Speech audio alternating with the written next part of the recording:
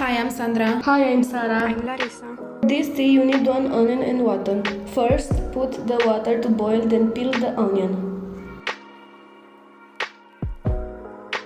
Then, cut the onion in 4 pieces.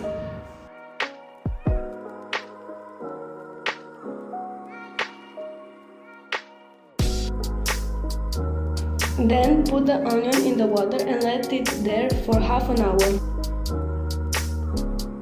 When the water boils, put the cover and set a small fire. After the tea is ready, put it in a cup. If you like, you can add sugar or honey.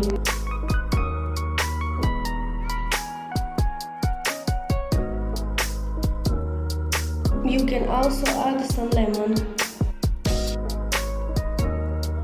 Now we give the tea to the sick patient.